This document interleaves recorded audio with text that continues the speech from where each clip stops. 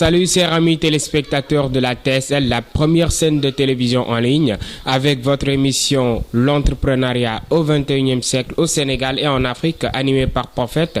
Et comme j'ai l'habitude de le dire, j'ai toujours un immense plaisir di dalal ndaanaan di dalal kàngam ci wàllum entrepreneuriat tey nag ma am mbégte ak contentement di dalal ki nga xamante ni moom la ñuy woowe monsieur Amadou Seck, un jeune entrepreneur leader africain, président du club des jeunes entrepreneurs d'Afrique et fondateur de l'entreprise Vision d'Afrique, fondateur du site de vente en ligne www.senmarché.com et tant d'autres structures. Tey Amadou Seck ñu lay dalal fii ci TSL lan nga ñuy nuyoo. Bon maa ngi lay nuyu Prophète bu baax a baax di nuyu internautes yi nga xamante ni ñooy seetaan TSL la télévision sénégalaise en ligne et surtout nag rubrique bi di l'entrepreneuriat au Sénégal et au 21e siècle nekk rubrique boo xamante ni sénégalais apprécié nañ ko bu baax a baax donc ma la ci féliciter di la encourager ci liggéey bi nga siy def nga xamante ni ñëpp ñu ngi koy suivre et di la wax bonne continuation donc merci beaucoup pour l'invitation. Merci beaucoup monsieur Amadou Seck de la disponibilité bien sûr et tey aussi émission bi ça part de l'entrepreneuriat comme ni ngeen ko xamee mais tey dafa am lu particulier. Il y a un livre qui vient de sortir dénommé Parcours hors normes d'un entrepreneur autodidacte écrit par lui ce monsieur. Tey nag discussion bi je pense que ça va tourner autour de ce fameux livre bi nga xam ni képp kuy entrepreneur je pense que war nga ko lire képp kuy commerçant businessman marketeur. Donc Amadou avant ñuy wax ci livre bi pourquoi nga am idée livre bi exactement fan la jóge, pourquoi tu as eu l'envie d'écrire un livre et de le proposer aux entrepreneurs? Bon, j'ai l'habitude de dire que si aussi je t'autoproclame entrepreneur ou bien serviteur dans l'entrepreneuriat, c'est parce que j'ai eu la chance de lire beaucoup de livres comme Robert Kiyosaki, comme Anthony Robbins, comme Franck Nicolas, comme autant d'autres auteurs qui ont écrit des livres vraiment qui servent beaucoup d'entrepreneurs. Et aujourd'hui, je vois que des milliers d'entrepreneurs qui utilisent ces fameux livres pour parler de leadership, de l'entrepreneuriat et de développement personnel. Et je me suis dit, moi aussi, comme on a l'habitude de le dire, les paroles s'envolent et les écrits restent. Donc, je me suis dit qu'il faut que j'écris quelque chose aussi, peut-être la génération actuelle ou bien la génération future, qui vont dire que moi aussi, si je suis entrepreneur aujourd'hui, c'est grâce à tel ou tel livre. Et j'aimerais bien que ce livre fera partie de ces livres qu'on va citer d'ici peut-être 1 an, 2 ans, des siècles. Parce que si j'entends Robert Kiyosaki dire que son livre a fait plus de 20 ans avant d'avoir le succès, donc ce livre vient de sortir. L'objectif, c'est de permettre tous les jeunes d'avoir une idée, avoir un guide, quelque chose qui va leur permettre de savoir là où met les pieds. Donc c'est juste tout ça qui m'a poussé à écrire un livre. Bon, su ma déggee bu baax vous avez voulu aussi partager votre expérience ak autant de livres yi nga xam ni jot nga ko lire vous avez voulu servir votre pays apporter une touche aux jeunes entrepreneurs gën leen jàppale ci seen domaine. Donc ñu ñëw dans le vif du sujet ñu ñëw ci livre bi Amadou Seck ci livre bi d'après bi ñu ko lire on a vu que Amadou Seck dafa nekk ku nga xamante ni maanaam c'est quelqu'un qui saisit toutes les opportunités qui se présentent. Tey ñu gis ni Amadou Seck avant tout lancé wu na ci dans la vente de sachets plastique ñu koy woowee musu ndox yi, dans la vente d'œufs, dans la vente de CD, dans la vente de journaux et en multiservice. Ñu bëgg nga expliquer ñu différents services yi nga xam ne benn bu nekk jot nga koo dund naka la demee woon. Ok bon comme ni nga koy waxee entrepreneuriat ce n'est pas quelque chose boo xamante ni da nga siy dugg di tic au tac nga mën a am li nga bëgg leen mais comme jàng rek d'une manière générale mënoo xëy rek dem université, il fallait que nga def primaire secondaire ba université. Mais malheureusement en entrepreneuriat beaucoup de personnes pensent que ne da ngay ñëw rek dem université directement et c'est pas comme ça. Donc ñun on a débuté voilà comme li ñu koy waxee si début yi commencé comme tout le monde donc lorsqu'on était revenir dans les daara et ñu étudier environnement bi gis situation dëkk bi adduna bi nu mu demee on s'est dit que il fallait que ñu def dara et pour def dara boobu il faut mu am fa mu commencer bien sûr comme ni ñu ko waxee je n'ai pas de problème de le dire, c'est pour cela que je l'ai écrit et le partager avec le monde entier. Bi ma koy bind aussi, l'objectif ce n'était pas de se vanter pour dire voilà, j'ai fait ceci ou cela et aujourd'hui voici là ou ceci. Non, l'objectif c'était de montrer aux jeunes qui disent que voilà, moi je n'ai rien du tout aujourd'hui, awma 100 francs, ou bien ça c'est plastique laay jaay, ou bien maa ngi def commerce yoo xamante ne c'est des commerces minables, du ma mun réussir. Pour montrer ces jeunes là, il y a quelqu'un qui est passé par là et aujourd'hui voilà ce qu'il a réalisé. Donc c'était juste ça. Même le titre de ce livre, ce n'était pas Parcours au nom d'un entrepreneur, c'était les clés du succès en entrepreneuriat. Mais après avoir partagé le livre avec l'entourage, avec l'équipe, le staff et tout le monde, beaucoup de personnes m'ont dit que vraiment, M. Seck, il faut que le parcours là, le titre soit figuré un peu avec le parcours parce que c'est inspirant. Donc ce sont ces personnes-là qui m'ont poussé à vraiment choisir ce titre, mais je vais toujours aussi maintenir les clés du succès en entrepreneuriat. Donc je fais comme vous l'avez dit, Jaay Mbous, ensuite Jaay Nen, voilà, rond-point Casbah. Et ce n'est pas quelque chose qui date des siècles. Vous pouvez faire des reportages, les gens vont le confirmer parce que Yagoul quoi, c'est juste en 2006, 2007, 2008 côté yooyu noonu. Donc ça c'est plastique, c'était juste ici derrière marché Gueule Tapée. Donc avec des amis et tout ça, ma commencé yooyu noonu nga xamante ni l'objectif c'était nan laay mën def rek man ba situation yi ma nekk ma génnee si mooy comme ni nga ko waxee saisir tous les opportunités yi nga xamante ne nekk na sama kanam def naa lépp. Ensuite jaay CD et je pense que ne si la amee woon suma première difficulté, premier échec parce que bi ma jaayee CD j'étais arrêté une fois par la police parce que comme vous le savez c'était illégal. Donc ma nekkoon si bon di pirater ay CD di ko jaay, c'était en 2008 je pense. Après ñu arrêté ñu, ensuite ñu génn si jaay journal ci tali bi comme tous les jeunes.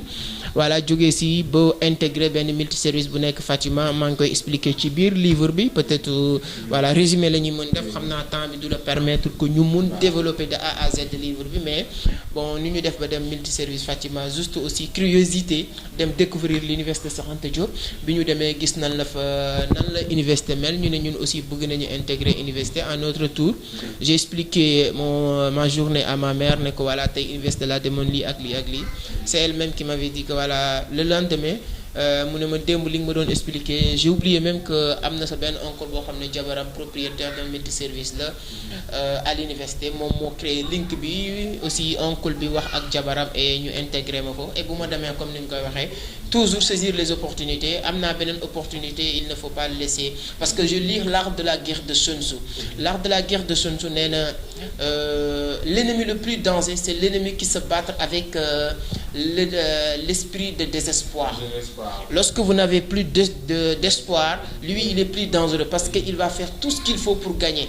Donc l'art de la guerre de Sun Tzu, si vous l'avez lu, comment les stratégies de Sun Tzu, ça m'a vraiment donné beaucoup de motivation, beaucoup de compréhension des choses. Et c'est pour cela que j'ai étudié la vie et étudié ces arts de livres comme Père riche, Père pauvre, comme l'art de la guerre de Sun Tzu, qui est vraiment un livre très stratège. L'homme le plus riche de Babylone. Ce sont des livres vraiment qui m'ont un peu changé ma façon de vivre, voir les choses, parce que on dit souvent qu'ici au Sénégal il y a beaucoup de sourds-morts. Il y a que des intellectuels qui se autoproclament sourds-morts. C'est parce qu'ils n'ont pas encore ils n'ont pas encore arrivé à ce niveau d'une personne qui se bat avec désespoir, parce qu'ils sont toujours espérés avec leur diplôme. C'est ça leur plan B. Donc moi, comme je n'avais pas cette plan B là, j'étais obligé de se battre avec cet esprit de désespoir. C'est qui m'a poussé lorsque j'ai intégré une multiservice Fatima aussi. J'ai tout fait pour réussir et j'ai maîtrisé les choses. Et comme nous m'en disons souvent les jeunes, faut mënti nekk ñaari affaire, trois choses nga war a chercher. Première mooy qu'est-ce que vous allez apprendre dans ce business, dans ce environnement, quel genre de personne que vous allez devenir, et ensuite qu'est-ce que vous allez gagner. Ce que vous allez gagner c'est pas important. Ne travaillez pas pour l'argent, travaillez pour comprendre, pour apprendre. Et lorsque je l'ai compris que aussi c'est Fatima, lorsque je me suis dit que voilà, je deviens la personne que je devais devenir dans les multiservices, j'ai compris tout ce qu'il faut savoir sur les multiservices, j'ai créé Vision d'Afrique. Donc voilà d'une manière résumée les métiers que j'ai fait, et voilà chaque métier aussi je donnais au fond pour réussir quoi. Donc voilà. Voilà, c'est vraiment intéressant et vraiment touchant parce que voilà, je peux déduire une chose, moi, boo bëggee progresser dans le milieu, il va pas falloir que nga ñëw rek viser le haut, ñëw rek bëgg a grimper yéeg ci kaw, mais plutôt commence par ce que t'as, commence ci suuf ba yegg ci kaw. Et je pense que loolu nga def ba tey, macha Allah, yàlla mu ngi def xewal. Donc dans tout ça, ñu gis ni Amadou Seck, il est parvenu à créer Vision d'Afrique, parvenu à créer senmarché.com, TSL et tant d'autres. Mais dans tout ça, Monsieur Seck n'a pas fait les bancs, ce qui est exceptionnel, ce qui marque tout le monde. Il y a des gens qui ont fait les bancs, mais qui ont une difficulté de tenir ou bien de parler avec la langue de Molière, la langue française. Mais vous n'avez pas fait les bancs, ci daara nga jaar comme ni nga ko waxee. Maanaam lan mooy sa secret, naka nga def tey ba di arriver à lire certaines œuvres ba pare di wax langue française couramment. Donc lan mooy sa secret, Monsieur Seck?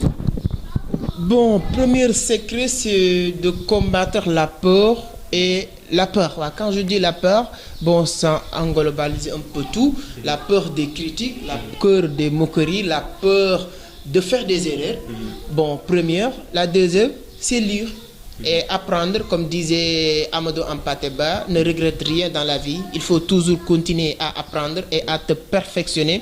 Et ce n'est pas à l'école que tu pourras le faire. L'école donne des diplômes, mais c'est dans la vie qu'on se forme. Ce n'est pas moi qui le dis, mais c'est Amadou Hampâté-Bâ. Donc, si vous comprenez... Bon, je lis aussi Abraham Lincoln qui disait que l'éducation, si vous pensez que l'éducation coûte cher et c'est l'ignorance, tout ça, je lis pas mal parce que c'est la lecture qui m'a... C'est pour cela que je vous avais dit que c'est ça qui m'a poussé à écrire ce livre. C'est ce que on dit souvent que si vous voulez cacher un Africain quelque chose, vous n'avez pas besoin de chercher loin. Mettez ça dans un livre. Il va chercher partout sauf ces livres parce que on n'est pas habitué à lire ou bien quelque chose comme ça. Je me rappelle très bien les vacances quand mes petits frères viennent dans mon bureau. Lorsqu'ils voient ces livres-là, la première chose qu'ils découvrent aujourd'hui, même si c'est allé au niveau de 80, les gens me connaissent déjà. Ils me disent que vous allez en haut pour acheter parce que les livres qui parlent de développement personnel, de leadership et tout ça, ils se trouvent en haut. Donc le secret c'est ça. Je n'étais pas peur parce que au début je me suis dit que voilà, si j'ai peur de parler, quand est-ce que je vais m'améliorer ou bien maîtriser? Et j'ai commencé avec les erreurs, avec les fautes parce que quand et ce qui est dommage en Afrique, surtout l'Afrique francophone, l'année dernière j'ai eu la chance de voyager et de faire pas mal de pays. Et ce qui est dommage en Afrique, surtout Afrique francophone, on pense que l'intelligence, je vous dis une chose, il y a 8 formes d'intelligence. Les scientifiques l'ont confirmé, il y a 8 formes d'intelligence et l'intelligence linguistique fait partie des dernières intelligences. Il y a des intelligences kinesthésiques, il y a des intelligences visuelles, intelligences corporelles. Il y a plusieurs façons d'être intelligent.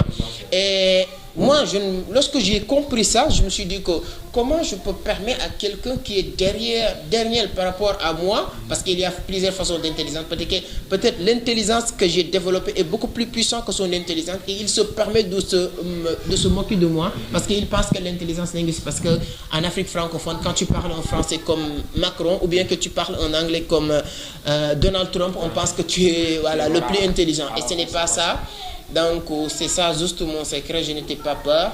J'ai allé partout au Sénégal sur les grandes universités, IAM, Université Cheikh Anta Diop de Dakar, Proxima Group, établissement de partout j'ai dispensé des cours, animé des séminaires et je pense qu'à chaque fois que je le fais, les gens ils sont satisfaits parce que le plus important, ce n'est pas la façon dont on s'exprime, mais le plus important c'est le contenu et je cherche toujours à donner un bon contenu à mes étudiants, à mes amis, à toutes les personnes à qui je fréquente souvent. Donc c'est ça quoi, ce n'est rien d'autre. Donc si quelqu'un mon objectif c'est de permettre à des gens qui sont comme moi de leur dire que essayez d'être free. Donc voilà, si vous le faites, vous allez parvenir à faire mieux que d'autres parce que souvent c'est juste pour taquiner. Je vois même des étudiants quand on leur donne le micro, je suis sûr que leur façon de parler, ce n'est pas parce qu'ils le ce n'est pas parce qu'ils n'ont pas maîtrisé ce qu'ils disent, mais ils sont peur. Ils sont en train de douter dans leur pensée que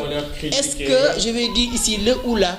Et quand vous avez le micro, vous ne pouvez pas avoir deux esprits. C'est-à-dire un esprit qui pense de ce que tu dis et un autre esprit qui dit ce que tu penses. Tu ne peux pas l'avoir. Il faut concentrer sur ce que tu dis et l'essentiel, les gens captent ce qui l'intéresse. Parce que s'il y a une seule et unique source de ne pas être critiqué dans la vie, c'est de ne rien faire. Donc, avant de prendre la parole, sachez qu'il y aura forcément des gens qui vont être critiqués. Voilà. Aujourd'hui, il y aura forcément des gens qui vont dire que c'est bien, cette émission est excellente. D'autres personnes vont dire le contraire. C'est la vie. Donc, essayez. Ne cherchez pas à plaire tout le monde. Donc, faites ce qu'il faut faire et vous allez réussir.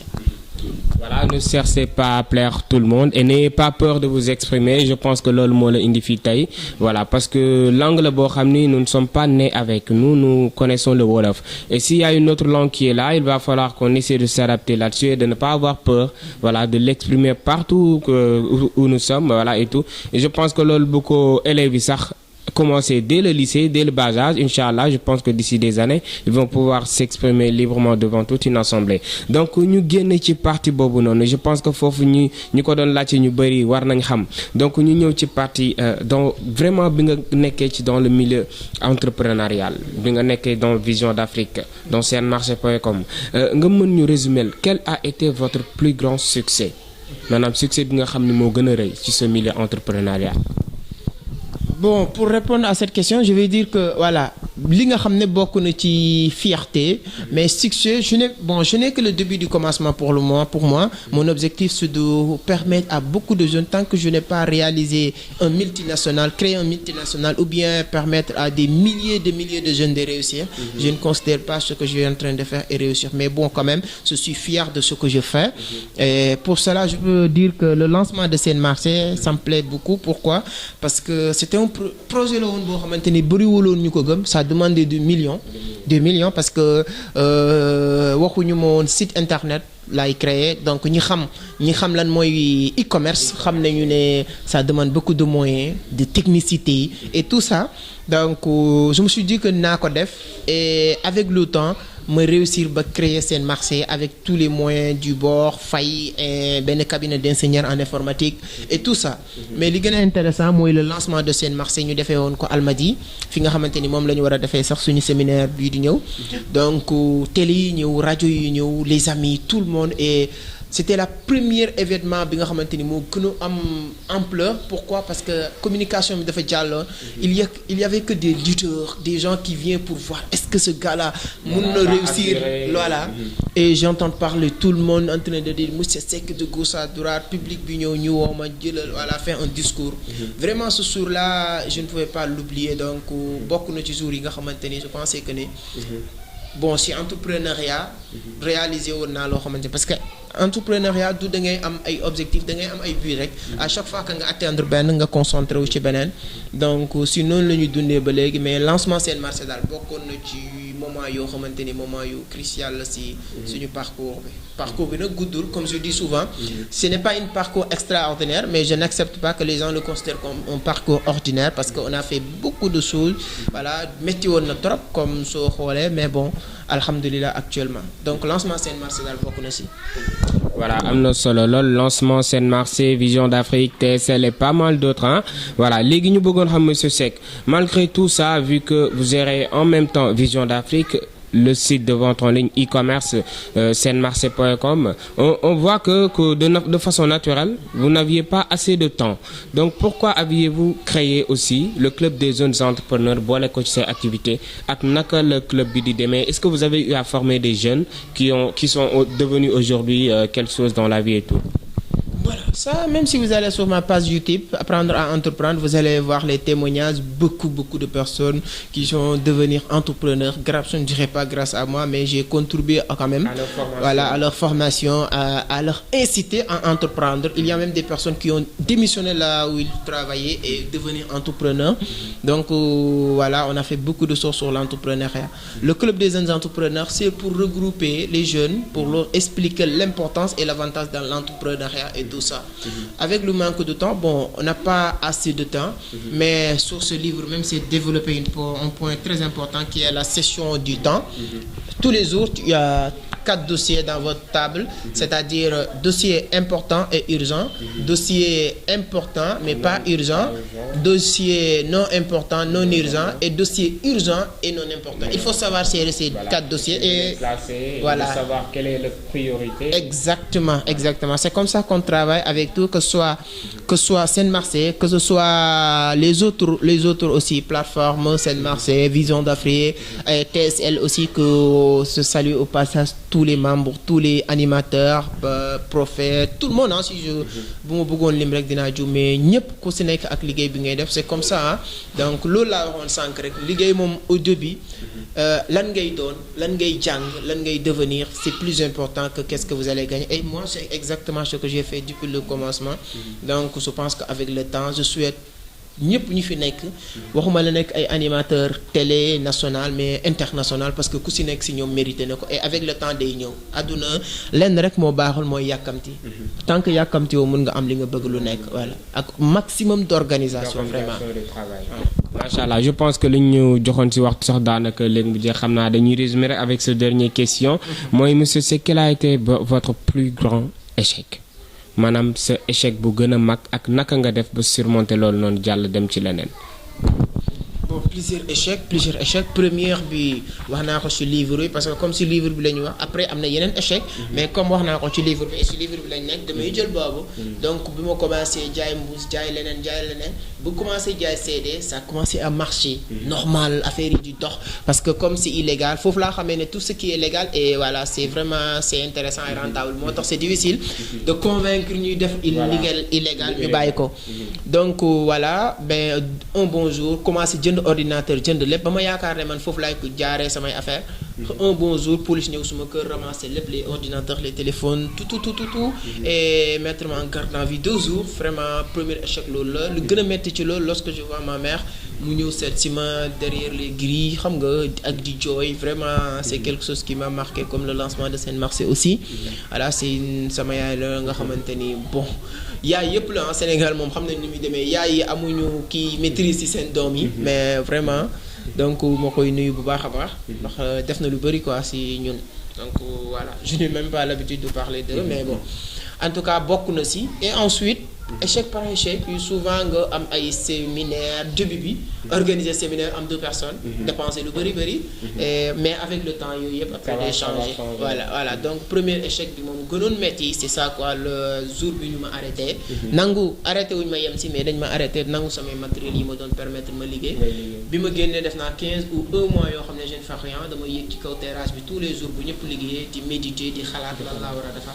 Et je n'ai jamais baissé les bras. Si loolu laa jógee woon defaat liggéey bu gën a terre à terre muy jaay journal, et j'ai gagné 20 francs par journal. Et juste pour am lu ma def da lay permettre, parce que loolu moo tax jeunes yi dañu war a am lu ñu def. Li ngay def lu mu ndaw da lay permettre, même boo si gagné wul da lay permettre nga mën di réfléchir, am expérience, et lu nekk mën nga ko am. Voilà, doo baisser les bras jamais. Voilà, je pense que am na solo lool, te fii rek la ñuy jaar daal di fay tëjee. Ñu bëggoon xam monsieur Seck, voilà, di leen fàttali rek ni livre c'est toujours disponible, hein. Li ñu fi jot a wax yëpp, je pense que c'est même pas un tiers de ce que ce livre veut dire. Donc képp ku bëgg a xam la suite de l'histoire et des clés de réussite en entrepreneuriat, il y a pas mal de formes de business disponibles dans ce livre-là. Ça ne coûte que 5 000 francs, disponible sur pas mal de plateformes, plutôt sur seine-marseille.com et sur pas mal d'autres plateformes. Képp ku ci bëgg rek mën nga dugg ci kii yooyu wala nga joindre ñu ici à la TSL, dinañ la ko livrer ba fi nga nekk. Donc ñu bëggoon monsieur Seck nga jox benn conseil à ces jeunes-là qui veulent se lancer dans l'entrepreneuriat, wala ñi nga xamante ni tey maanaam ils savent ce que veut dire l'entrepreneuriat mais qui ne se lancent pas parce qu'ils ont peut-être peur, ou bien voilà leneen lañ moo leen gënal que le milieu entrepreneurial. Ok, d'accord, pour joxe leen ko juste rek pour confirmer aussi li nga wax, parce que su ma xoolee bu baax si première partie bi rek pratiquement la ñu développé, te deuxième partie bi mooy les clés du succès en entrepreneuriat. Quand l'entrepreneuriat vous intéresse, je pense que ne boobu moom moo gën a am solo.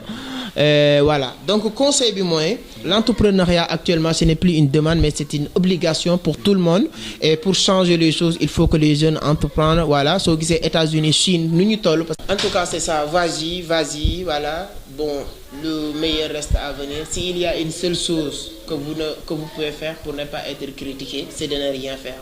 Si vous choisissez de rien faire, voilà, restez chez vous, vous n'allez pas avoir de critiques. Mais lorsque vous voulez faire quelque chose, il va falloir d'attendre de tout. Donc, allez-y, lancez vos activités, n'ayez pas peur. Donc, loolu laa leen di wax amul ragal, nañu lancer ñoom ñëpp képp ku am business boo bëgg a lancer.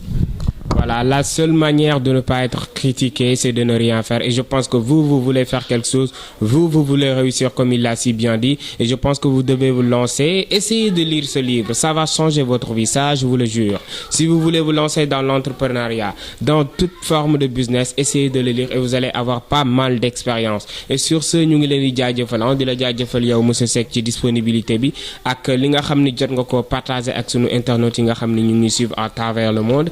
Di leen jaajëfal bu baax ci seen qualité, di leen inciter aussi à ce que ngeen abonné ngir liggéey bi gën a mën a jaar yoon, commenter, partager, aimer, liker ngir page bi gën a am dayoo, ñu gën a dem ca kanam, di leen gën di proposer ay émissions yi nga xamante ni ça parle d'entrepreneuriat, de jeunesse, de développement, etc.